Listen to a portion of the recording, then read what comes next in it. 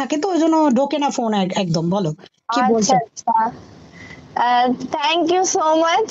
আপনার জন্য আমি আমার জীবনে এত ভালো একটা জীবন সঙ্গী পেয়েছি, ঠিক আছে, যে সব সময় প্রতি মুহূর্তে আমার পাশে থাকে।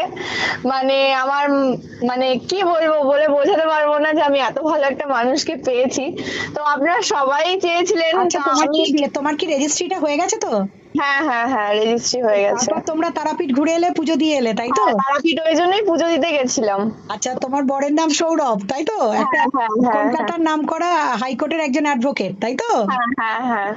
তাহলে ভালো বর হয়েছে, এবং বর পুরো জীবন সাথী, খুব ভালো জীবন সাথী সবটাই হয়েছে। আপনাদের জন্য, আপনাদের ভালোবাসার জন্য, আপনাদের আশীর্বাদ, আর তাছাড়াও তো আছেই আপনারা মানে অনেক আচ্ছা, বুঝিয়েছেন, আমরা আমি পার্টিটা সবকিছু কবে থেকে পাবো? বেরিয়ে এসেছি। আমরা আমরা ভোজটা কবে কবে পাবো? বলুন, কবে পার্টি নেবেন বলুন, আচ্ছা, সেদিনই তোমার পার্টি তোমার দেবো। সোশ্যাল ম্যারেজটা কবে হবে, মানে তোমাদের ধুমধাম করে বিয়েটা সোশ্যাল কবে? ম্যারেজটা একটু লেটে করব, কিন্তু রেজিস্ট্রিটা একটু মানে আগে করা হয়ে গেছে বলে রেজিস্ট্রিও একটা অনুষ্ঠান করার কথা আছে, তো সেটা সামনেই করব। আচ্ছা, তুমি কি মানে তোমরা এখন একসাথেই থাকছো তো? হ্যাঁ হ্যাঁ হ্যাঁ। আচ্ছা, ঠিক আছে, ঠিক আছে সোনা আমার, ভালো থাকো। আর তুমি আর এসবের মধ্যে তাহলে কোনো কিছুর মধ্যে আর না নেই? না, আমি এসব কিছুর মধ্যে নেই, আর থাকবো না। Good job, good job. তাহলে তোমার বরের একটা গলাটা অন্তত শোনাও আমাদের, তোমার বরের সাথে একটু কথা বলি আমরা। একটু গলাটা তো শোনাও।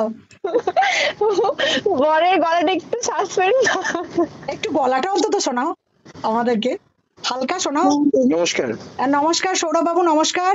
হ্যাঁ, আপনি তাহলে কলকাতার অ্যাডভোকেট নাম করা? হ্যাঁ, একদমই। আমি পুলিশের কাছ থেকে খবর পেলাম, ঠিক আছে, আমাকে বললো অত্যন্ত ভালো একটি ছেলের সাথে বিয়ে হচ্ছে দিশানির, তো তারপরেই আমরা জানতে পারলাম সমস্ত বিষয়টা।